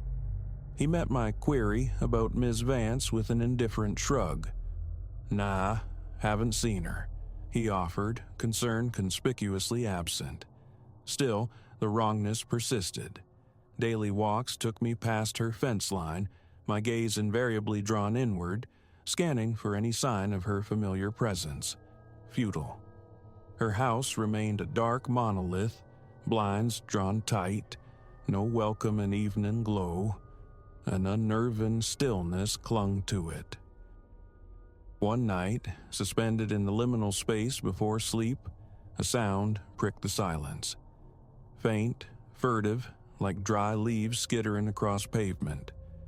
I sat, bolt upright, straining, locating the source. Miss Vance's place. Pulling myself from bed, I peered through my window. Her house stood impassive, dark, yet the delicate rustling persisted, an undeniable whisper of movement within. My vantage offered nothing more. An impulse, less heroism than a disquieting curiosity, propelled me downstairs. Maybe she'd returned. Maybe this was all frayed nerves. Keys in hand, shoes hastily donned, I crossed the intervening space. Up close, the garden's decay was starker, a riot of weeds strangling the last vestiges of order. I mounted her porch steps, feeling vaguely foolish, and rapped on the door. Silence answered. A second knock, more insistent. Nothing. I began to turn away, chastising my intrusion, when the sound returned. That shuffling, louder now, unmistakably internal. "Miss Vance?" I called out, my pulse accelerating. "Are you all right in there?" Only silence replied. Tentatively, I tested the knob. Unlocked. A wave of hesitation washed over me. The propriety, the risk, but a deeper compulsion, a need for resolution, pushed me onward. The door swung inward. A miasma of stale air and neglect met me. Dust lay thick as velvet on every surface. Stacks of yellowing newspapers leaned precariously. Dishes formed geological strata in the sink. This disarray felt alien, a stark contradiction to the fastidious woman I thought I knew. "Miss Vance?" My voice seemed absorbed by the oppressive quiet. I ventured further, footsteps swallowed by the worn carpet, acutely aware of my trespass. The air hung heavy, expectant. The shuffling, persistent yet faint, guided me toward the rear of the dwelling. Each nerve ending felt electrified, a primal sense of intrusion warring with the conviction that something was profoundly amiss. I reached her bedroom door, pausing. The rustling was distinct now, emanating from just beyond the wood. A steadying breath, a hand outstretched, and I eased the door open. Darkness reigned, heavy curtains strangling the moonlight. At first glance, normalcy. The bed neatly made, possessions ordered. Then, my eye caught the closet door, cracked open, leaking a thin blade of light. My heart hammered against my ribs. Every instinct shrieked retreat. Yet I couldn't. The unanswered question held me captive. One step forward. My fingers brushed the cool wood of the closet door. Instantly, the shuffling ceased. I froze, hands suspended, muscles coiled tight. The silence stretched, taut and absolute. Then, slowly, inexorably, I pushed the door wider. There, huddled in the far corner, was Elara Vance. crouched low, eyes vast pools of terror in a face bleached of color, hands trembling violently. She looked up, recognition flickering dimly. "Miss Vance?" The words were a thread of sound. "What? What are you doing?" No answer came, only that terrified gaze, darting frantically as if tracking unseen predators. "Are you okay?" I ventured closer. She recoiled, shrinking against the wall, attempting to merge with the shadows. A whisper, fragile as spun glass, escaped her lips. "He's watching." Ice traced its way down my spine. Who? My own eyes scanned the shadowed room, suddenly populated by imagined threats. She just shook her head, tears welling. "Always watching," she breathed. "He won't let me leave." A fierce, protective anger surged. "Miss Vance, listen, let's get you out." I reached for her shoulder. She flinched away. "No," the word trembled. "If I leave, he'll find me. He always does." Her certainty was chilling. How could I counter such conviction? I searched the small space again, only the two of us encased in her fear. "Look," I attempted calm reassurance. "I don't know who this is, but you're safe now. Come to my apartment. We'll call the police. They'll help." Her eyes met mine, a flicker of desperate hope warring with ingrained terror. A moment hung, pregnant with possibility. Then her expression crumpled. "He's here," she whispered, almost inaudibly. "Always here." And then I heard it. A distinct creak from the hallway floorboards, the subtle shift of weight. My blood turned to slush. Turning, I peered into the Stygian corridor. Empty. "Did you hear that?" My voice was strangled. She nodded, eyes wide, fixed on the hallway beyond me. "He's coming." Stepping back, mind racing, a resolve hardened within me. No one was touching her. "Stay right here," I commanded, ignoring the internal alarm bells about leaving her vulnerable. I moved into the hall, fists clenched, braced for confrontation. Nothing. Silence pressed in. I advanced cautiously, checking each doorway, scanning for movement.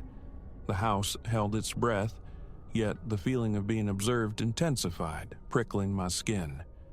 Reaching the hallway's end, nerves frayed, I glanced back towards the bedroom. A flicker, a shape, ink dark against the lesser gloom, standing sentinel at the far end of the passage, observing me. My breath hitched. I recoiled instinctively. In that instant, the shadow dissolved, swallowed by the darkness. I spun, racing back to the bedroom. The closet stood open, empty. Alara Vance was gone. Frantic searching yielded nothing. Room after empty room echoed my calls. It was as if she'd dematerialized. Stumbling back to my own apartment, heart pounding a frantic rhythm against my ribs, I dialed the authorities. They came, they searched, they documented the unlocked door and the disarray. But they found no trace of Ms. Vance, no evidence of any other presence. Weeks have dissolved since that night. Her garden remains, a testament to neglect, choked with weeds, a wild, untamed patch waiting, perhaps eternally, for its tender to return.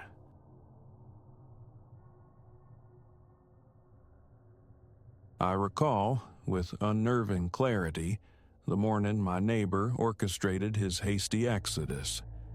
He erupted from his apartment, not merely running, but propelled as if fleeing some unseen detonation. The slam of his door a sharp report in the hallway's quietude. Tucked fiercely under one arm was a small, worn leather satchel. His shirt, a canvas of accidental color, bore the testament of his craft, as did his forearms, streaked with the ghosts of dried pigments, ochre, cerulean, bone black. From my own threshold, I watched this frantic departure. No glance acknowledged my presence, no syllable of farewell was offered. He simply vanished down the corridor, the staccato rhythm of his footsteps diminishing against the weary, time-scuffed tiles, dissolving into the building's ambient hum. I never laid eyes on him again. My name is Julian. I inhabit a modest fifth-floor flat in a structure whose bones creak and groan symphonies of complaint on tempestuous nights. Utilities are fickle companions here. Power occasionally deserts us, water sometimes runs glacial. Yet the rent is forgiving, and familiarity has bred a certain resigned comfort. The neighbor, Silas Thorne, I've christened him, though the man never volunteered his name, had resided adjacent for perhaps 8 months. A creature of few words, his communication was often limited to a perfunctory nod in the passageway. Other times, his gaze remained tethered to the floor, his passage swift and evasive. I'd deduced his artistic inclination early on, glimpsing canvases shrouded in transit or observing him unwrap new brushes near the tarnished brass mailboxes in the lobby. An invitation into his world was never extended. I never presumed to solicit one. It wasn't my affair, I reasoned, though a persistent curiosity coiled within me. He moved with the distinct air of someone perceiving reality through a different lens, his clothes perpetually adorned with the abstract patterns of paint or charcoal dust, an occupational hazard he seemed utterly indifferent to. So, that morning, his precipitous flight and subsequent enduring absence left a residue of disquiet. For a day, perhaps 2, I constructed plausible narratives, an unexpected trip, a sudden summons to an exhibition. But Silas Thorne did not reappear. His door, inexplicably, remained unlocked. The anomaly gnawed at me, an insistent, low-grade hum beneath the surface of my thoughts. Several days drifted by. Then, late one night, through the peculiar architectural quirk that allows my living room side window a partial vista into his adjacent apartment, I saw something. His curtains, usually drawn, hung partially open, framing a scene. Dominating the visible space, perched upon an easel, stood a canvas far larger than any I'd previously seen him maneuver. It radiated an aura of incompletion, yet the colors were profoundly somber, deep chthonic blues and abyssal blacks. Squinting, I strained to decipher the forms.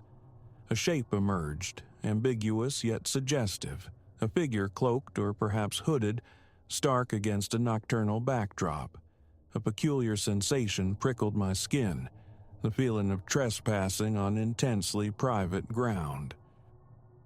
The following morning, drawn by an unease I could no longer ignore, I found myself pausing before his door, still unlocked. My hand hovered near the tarnished brass knob, a tremor started in my fingers. My heart commenced a heavier beat against my ribs. Concern, I told myself, purely concern. What if misfortune had befallen him? Injury? Vanishment? Steeling myself, I pushed the door inward. The air met me thick with the familiar sharp tang of turpentine overlaid with the subtler, earthier scent of oil paints. Silence reigned. The apartment was untenanted. It presented as ordinary, mostly, save for the living area, transformed into a makeshift studio. Drop cloths lay like pale shrouds across sections of the floor. Tubes of pigment, squeezed and contorted, littered surfaces alongside brushes stiff with dried paint or slick with fresh oils. In a corner, a wooden stand displayed half-empty bottles of linseed oil and a scatter of sketchbooks. And there, commanding the room, was the immense canvas I'd spied from my window. It depicted a nocturnal forest rendered in brooding tones, dominated by a solitary hooded figure positioned near a skeletal, barren tree. The posture was ambiguous, perhaps leaning forward slightly, but the hood cast the face into impenetrable shadow. Raw canvas fringed the edges. The figure's lower extremities and hands lacked definition. The background was a turbulent sea of deep blues and blacks, applied with thick, almost violent impasto strokes, suggesting haste or intense pressure. Nearby, a palette bore glistening, wet daubs of color. Brushes lay scattered on a small table as if dropped mid-thought. Tentatively, I touched the bristles of one. It yielded damply, leaving a smear of viridian on my fingertip. A profound sense of wrongness settled over me. Why would Silas abandon such a monumental work, clearly intended as something significant? A magnum opus, perhaps. Yet he was gone. A cursory search yielded little. The small kitchen held unwashed plates and cups, monuments to a meal interrupted. The bathroom was mundane, light off, undisturbed. His bedroom door stood ajar, revealing a Spartan scene: a bare mattress, a heap of clothes on the floor, a solitary lamp casting a forlorn circle of light. Returning to the studio space, I stood once more before the painting. My pulse drummed a nervous rhythm in my ears. My own breathing sounded loud in the stillness. The hooded figure, eyeless though it was, seemed to fix me with an unnerving focus. Hesitantly, I extended my fingers, brushing the corner of the canvas. The paint surface felt tacky, yielding. A smudge of profound midnight blue transferred to my skin. I retreated, pulling the door closed behind me and engaging the interior lock. The act felt transgressive, yet the thought of leaving it open to anyone felt worse. I pocketed the key from the inside mechanism, the weight of it a small, guilty burden. I'd keep it safe, I rationalized, until Silas Thorne returned. That evening, preparing a solitary, tasteless meal, I sought refuge in the flickering inanity of an old action film. But my thoughts strayed, persistently snagged on the image of the painting, the shadowed void beneath the hood. A constriction tightened in my chest. Overreaction, I chided myself. Yet, around midnight, as I extinguished my lights and prepared for bed, a faint luminescence caught my eye. It emanated from Silas's apartment, a soft, spectral glow as if from a single lamp. My breath hitched. Had he returned? But why the secrecy? Why not retrieve his key? He had no conceivable reason to conceal his presence from me. Cautiously, I peered through my window. The angle afforded only a partial view, slicing across his living area, but the easel was clearly visible. The light source seemed localized near it. I watched, transfixed, for a full minute, my heart accelerating. Then a sound reached me, faint but distinct, the delicate, rhythmic scrape of bristles on canvas. Swish, pause, swish, the sound of painting. Sweat beaded on my forehead. I whispered his name. Thorne, a useless utterance swallowed by the glass between us. I waited, scarcely breathing. The rhythmic scraping continued for another minute or two, methodical, deliberate. Then, abruptly, the light winked out. The next morning, I attempted to dismiss it as a figment of an overstressed mind, yet an undeniable compulsion drew me back. Using the purloined key, Guilt churning within me, I slipped once more into Silas Thorne's silent apartment. Initially, all appeared unchanged, but as I approached the easel, a cold dread washed through me. The figure in the painting had changed. The hood possessed greater definition, subtle folds and shadows newly apparent. Where the face should be, traces of shading hinted at nascent structure, though still deeply obscured. The barren tree behind it boasted additional limbs, thin skeletal branches reaching further into the gloom. I rubbed my eyes, disbelief warring with the evidence before me. The paint in these altered areas looked undeniably fresh. Bending closer, I inhaled the potent aroma of linseed oil and raw pigment, sharper than before. New streaks of color, blues and grays I swore hadn't been there yesterday, marked the canvas. A thorough scan of the room revealed nothing amiss. No footprints, no sign of entry or presence. For several consecutive nights, the phenomenon repeated. The spectral glow would bloom in the darkness next door. The soft, deliberate sounds of brushwork would drift across the intervening space. It occurred unpredictably, sometimes around 10, other nights closer to 2. Each time, a jolt of adrenaline would seize me, rooting me to the spot. My stomach would clench, a cold sweat breaking out across my skin. I would stand a sentinel at my window, a prisoner of morbid fascination, until the light inevitably extinguished itself. Sleep became a luxury. My eyes would snap open at the slightest creak of the old building. A pervasive fatigue settled into my limbs, and a constant, low-level nausea churned whenever my thoughts drifted to the canvas next door.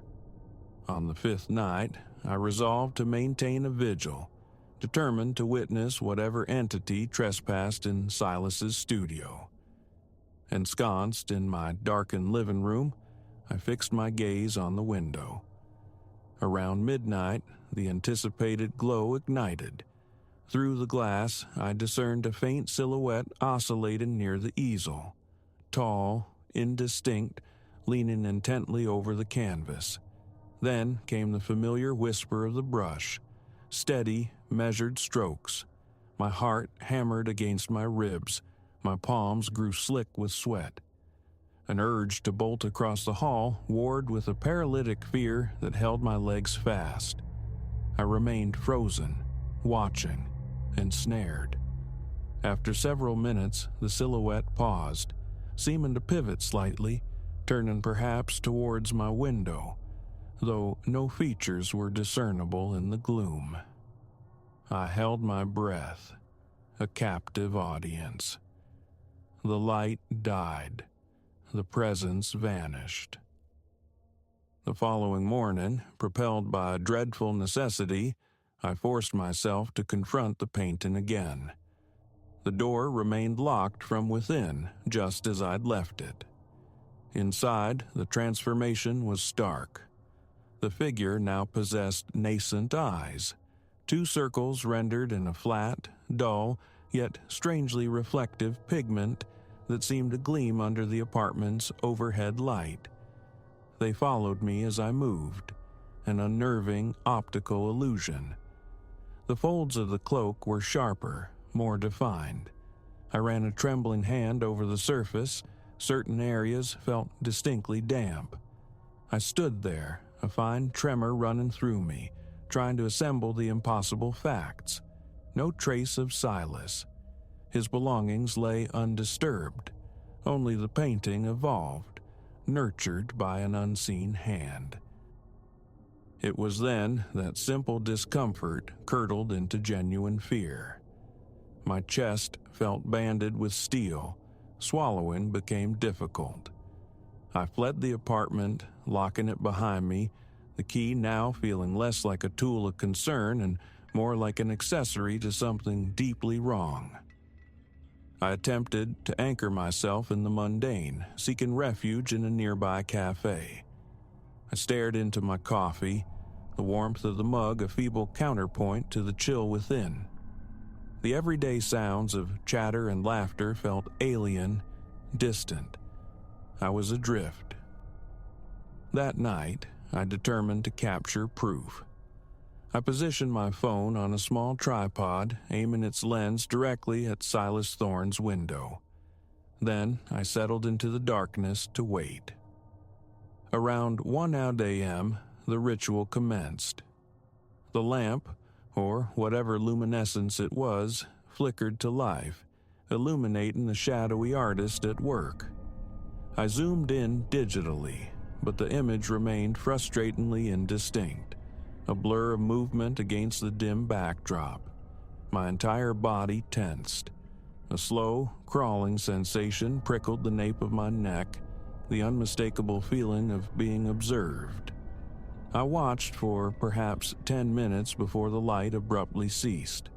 Heart pounding, I retrieved my phone, eagerly reviewing the footage. Darkness.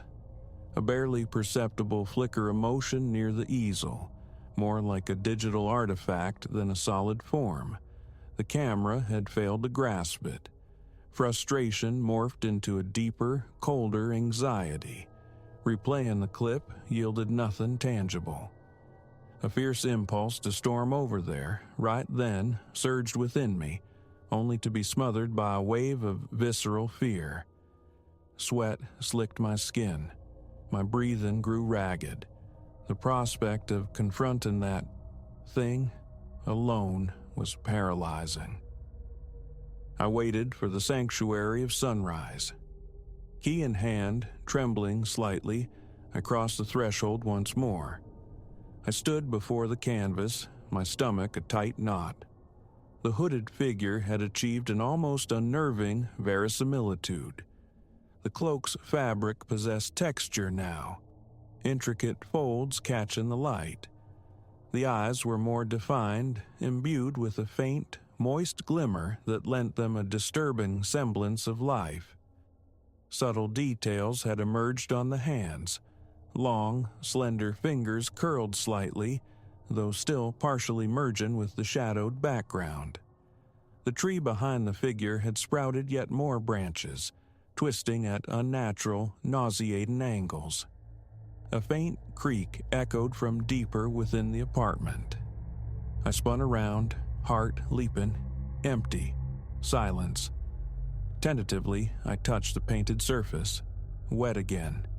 My fingers came away stained with a dark pigment, black or perhaps a deep bruised purple.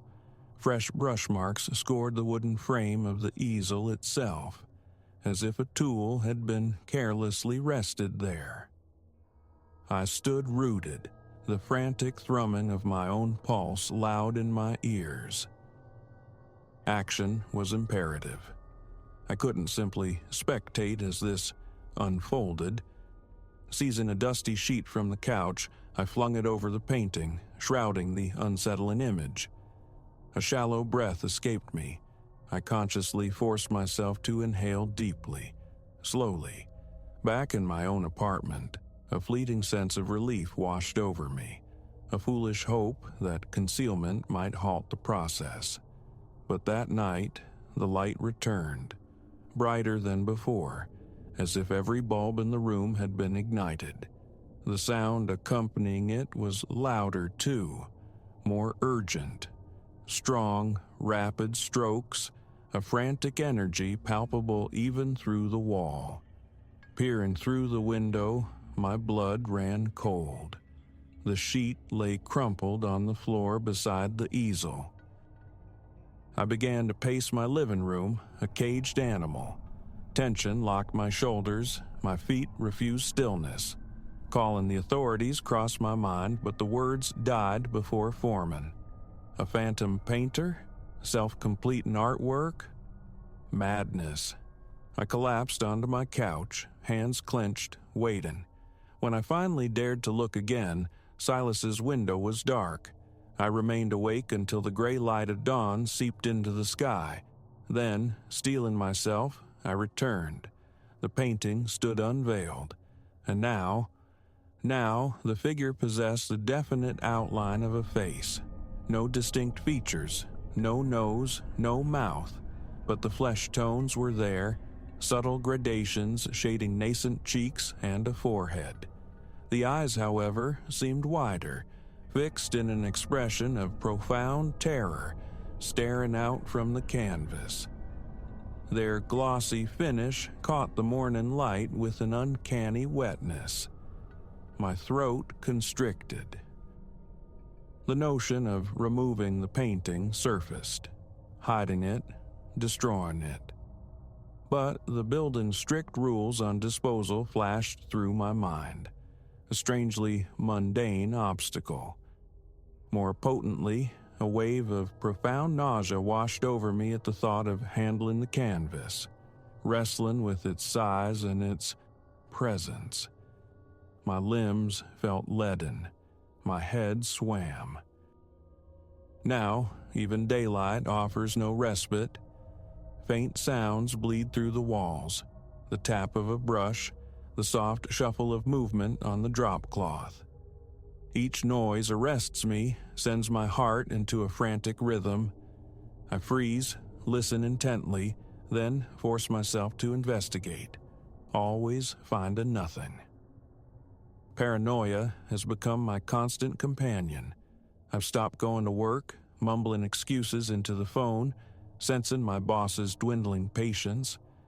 My apartment has become a watchtower.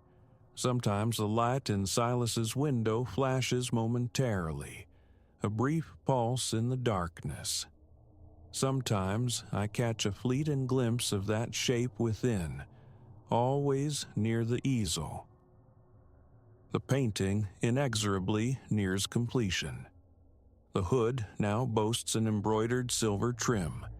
The figure's hands are almost photographically real. The tree bark shows intricate detail. The background hints at distant, unsettling lights, perhaps stars, perhaps something else entirely. I find myself drawn to stand before it, chest tight, breath shallow, mesmerized by its terrifying evolution. My deepest fear crystallizes, the fear of its completion. A creeping certainty tightens its grip, that once the final stroke is applied, something will emerge. From the canvas, or perhaps simply manifest within the confines of that room. There's no poetry in this premonition, just a cold, somatic dread that clenches my muscles, dries my mouth, and hammers behind my eyes.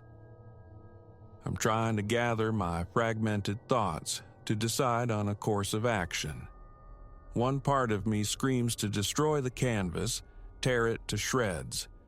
Another part whispers caution, terrified that such an act might unleash something far worse. Is the painting a vessel or a cage?